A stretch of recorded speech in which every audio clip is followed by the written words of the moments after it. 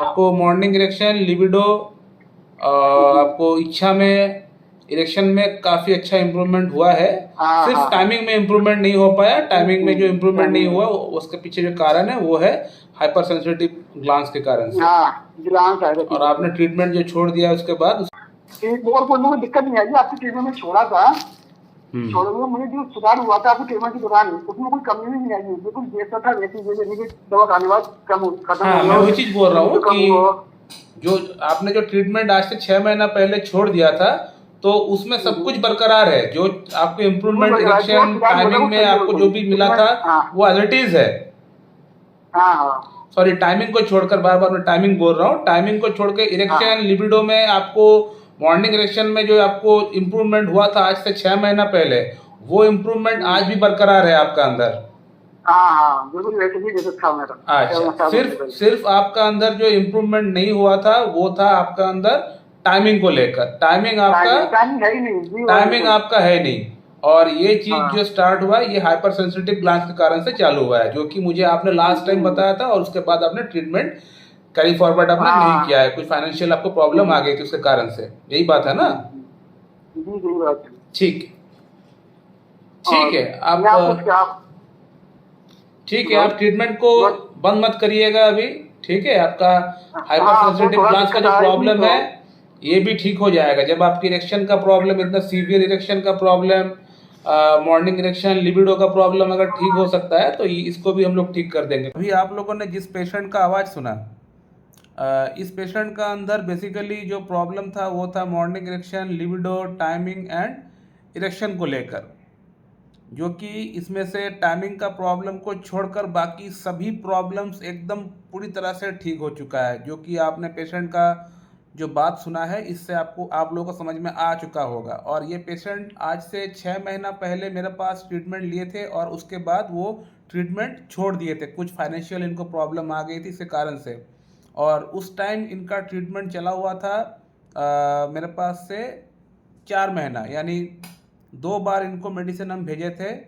2 बार का मेडिसिन में इनको मॉर्निंग इरेक्शन, लिबिडो और ऐसे इरेक्टाइल डिस्फंक्शन की जो प्रॉब्लम थी, इन सभी चीज़ों में बहुत बढ़िया इम्प्रूवमेंट हो चुका था। जो कि आज भी ट्रीटमेंट छोड़ने के बाद आज भी उनका अंदर बरकरार है। लेकिन टाइमिंग का जो प्रॉब्लम है ये उनका ठीक नहीं हुआ था। क्यों ठीक नहीं हुआ था? क्योंकि ये जो पेशेंट है इन्होंने मुझे गलत इन्फॉर्मेशन दिया था कि इनका जो टाइमिंग का प्रॉब्लम है वो हाइपर सेंसिटिव ग्लांस के कारण से नहीं हो रहा है। इनको मैंने पूछा था कि कहीं आपको अपना ग्लांस को छूने से, टच करने से कोई गुदगुदी झंझनाहट आपको होती है या नहीं। तो इन्होंने मुझे रॉन्ग इन्फॉर्मेशन दिया था, मिस इन्फॉर्मेशन दिया था कि नहीं डॉक्टर साहब मेरा अंदर ऐसा कुछ नहीं होता है। क्योंकि कई बार क्या होता है, पेशेंट को समझने में थोड़ा वक्त लग जाती है।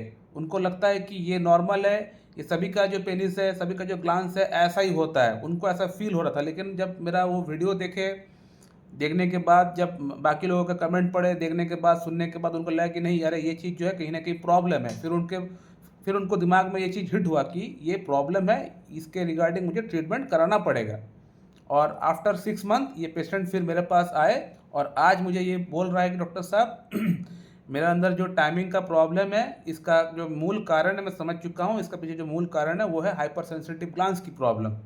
तो इनको मैंने पूछा कि आपने मुझे उस समय क्यों नहीं बताया, तो वो पेशेंट ने बताया डॉक्टर साहब मुझे इस बारे में इस बात की समझ नहीं थी और मुझे आपका वीडियोस देखने के बाद ही मेरा अंदर इसके रिगार्डिंग नॉलेज डेवलप हुआ। मुझे पता चला कि अरे ये एक प्रॉब्लम है, इसका ट्रीटमेंट होना चाहिए। तो ऐसे बहुत सारे लोग हैं, ऐसे बहुत लोग अनजान रहते हैं, पता उनको नहीं होता है कि ये भी एक प्रॉब्लम हो सकता है।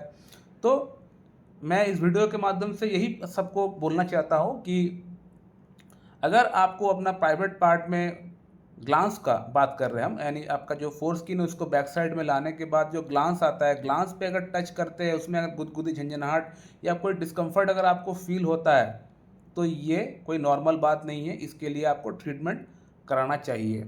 ठीक है, क्योंकि ग्लांस में अगर सेंसिटिविटी अगर बहुत ज़्यादा हाइपर रहेगा तो आपका टाइमिंग में प्रॉब्लम आपको आ सकता है। अगर सेंसेशन ठीक से नहीं फील होगा तो फिर आपका जो इरेक्शन जो है वो ठीक से नहीं आएगा, या फिर इरेक्शन अगर आ भी जाएगा तो फिर आपको डिस्चार्ज होने के बाद जो प्लेजर मिलता है वो आपको नहीं मिल पाएगा। पुरुषों के अंदर जो ग्लांस होती है ये सबसे ज़्यादा हाईली सेंसिटिव एरिया होता है।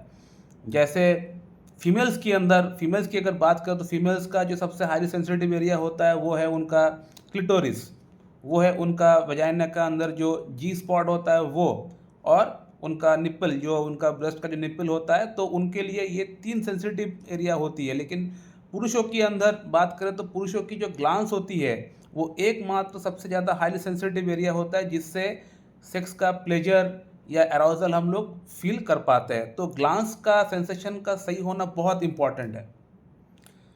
तो इस पेशेंट को इस बार जो मेडिसिन दिए हैं हम, उसका नाम है थुजा ऑक्सीडेंटलिस, थुजा 0/5 0/6, क्योंकि ये जो पेशेंट है ये एक महीने का मेडिसिन लेते हैं, तो इनको एक महीने का मेडिसिन हम भेजते हैं यहाँ से।